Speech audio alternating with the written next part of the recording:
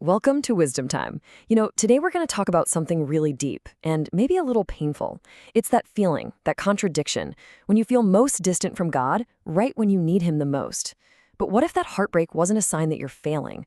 What if, and this is a huge shift in perspective, it was actually a sign of just how close you really are? Let's dive into an idea that turns this whole experience completely on its head. So let's start with this question right here, because I think it's something many of us have felt. You go through something incredibly difficult. You lose someone you love, you face a huge financial crisis, just overwhelming stress. And logically, you should be turning to God more than ever, but what happens instead? Suddenly it's hard to pray, you might feel this strange resentment, or you just abandon the very practices that used to bring you comfort. It's a really unsettling and confusing place to be. And that's where we hit this really painful contradiction. The exact moment you need that divine closeness the most is the very moment you can feel a million miles away, just completely heartbroken. And it's so easy to think it's a spiritual failure, right? That you're just not passing some kind of cosmic test. But is that what's really going on? Let's find out. Now, our gut reaction, our common assumption, is to look at this feeling and think, my faith must be weak, or I'm just failing this. But the source material we're looking at today offers a totally different take on this, a radically more profound perspective. It argues that this feeling isn't a sign of failure at all. In fact, it's a sign of a deep, intimate, and growing relationship with the divine. Okay, so let's really get into this, because how on earth can a feeling of heartbreak actually signal closeness? I mean, it seems to go against everything we would naturally expect.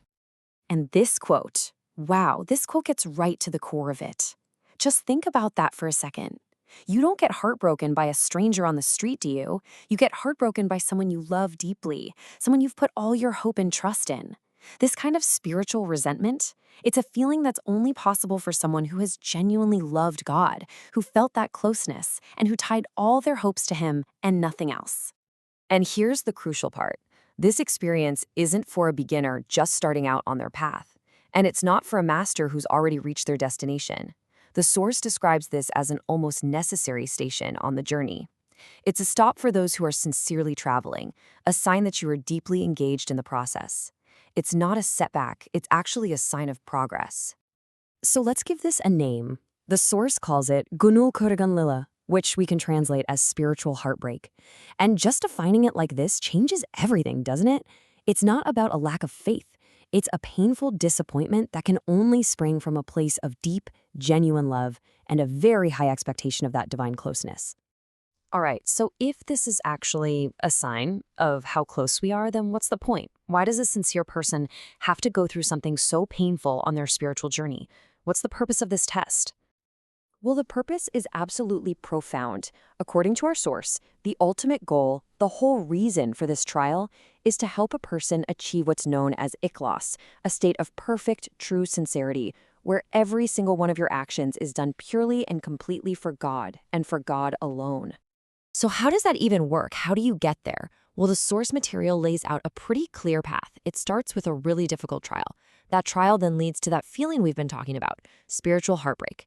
In that intense emotional state, it serves a critical function. It crushes the ego. And this is a powerful point. Without the ego being humbled, so many of the good things we think we're doing for God are, well, they're actually for us, for our own benefit, and they don't carry any real spiritual weight. And you might be thinking, wow, that sounds incredibly tough. And it is. But going through this isn't just about the struggle. It's about the transformation that comes out of it. This whole painful path of crushing the ego, it isn't the end of the story. It actually leads to two unbelievable rewards, outcomes that completely reframe why the pain is even necessary. The first reward is achieving that true sincerity, ikhlas, right here in this life, which just transforms your entire relationship with God. And the second? Well, it's the promise of the ultimate spiritual reward in the next life, actually seeing the divine countenance. This view offers such immense hope, framing the pain not as a punishment, but as a gateway to the highest possible rewards imaginable. So what do these trials actually look like in real life? The source gives us 4 very clear, very distinct examples of paths that can lead to this ego-crushing and ultimately to that state of pure sincerity. The source lays out 4 of these paths. The first is the path of unanswered prayers. When you pray so intensely for something good, something totally possible, and you just don't get it. and you're left with that feeling of, Lord, it would have been so easy for you, and I needed it so much. Another path is prolonged hardship, years of struggling with poverty or failure, or just being seen as worthless by the world. The third, and this one is just agonizing to think about, is repeated loss. Gaining something you're so deeply attached to, maybe a child, and then having it taken away, again and again. And the fourth path is one of complete obedience to a spiritual guide, which means totally submitting your own will. So even though these paths look really different, their purpose is exactly the same.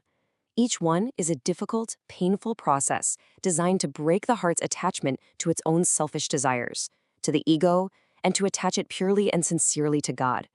By the way, if you're finding this helpful, don't forget to subscribe to our channel, like our video, and turn on that notification bell. Now, here's where it gets really fascinating. Our source connects this whole internal struggle, this battle with our own ego, to a really powerful verse from the Quran. So this verse was originally revealed when physical battle was being prescribed for the early Muslims. And obviously, it was something they disliked. It meant hardship, it meant loss. But ultimately, it was good for them. And our source uses this as a perfect analogy for the struggles going on inside of us. And this brings us to this brilliant comparison. See, just like that physical battle, which was disliked but necessary to get freedom from oppression and bring about a golden age, our inner battle with the ego is also a disliked necessity. We can try to avoid this fight, sure, and we might avoid some pain, but then we just stay under the tyranny of our own ego. But engaging in it, even though it brings emotional pain and a sense of loss, is the only way to find true inner peace and real spiritual freedom. And seeing it laid out like this really drives the point home, right? Both are tough. Both are disliked struggles that involve real loss. But both of them are, ultimately, pathways to liberation. This completely reframes our personal pain. It's not just some random, meaningless hardship anymore. It's a necessary battle for our own freedom from the tyranny of the ego. Okay, so with this brand new understanding, let's pull all these threads together. How does this totally transform the way we should be looking at our own spiritual pain? This right here is such a critical point from the source. The fact that you even feel the pain of a spiritual loss, like feeling guilty because you're struggling to pray after a hardship, that feeling itself is proof that you are still in the fight. Think about it. Someone who never cared about prayer in the first place, they don't feel any pain or guilt for missing one. Your pain is a sign that you are an active soldier in this inner battle. It's not a sign that you've already lost. So, what are the big ideas to walk away with? First, and this is the most important one, that spiritual heartbreak is not a sign of failure, it's a sign of closeness. Second, remember that these tough trials aren't random. They have a higher purpose, which is to purify your intentions. Third, that inner battle, as painful as it feels, is the required path to true spiritual peace. And finally, know that these hardships are actually making you stronger for whatever is coming next. And that leaves us with this one last powerful question to think about. Instead of seeing our hardships as punishments or as signs that we've been abandoned, what if we could reframe them completely? Could it be that our most painful spiritual trials are actually divine invitations calling us toward our deepest, most sincere, and most profound spiritual growth?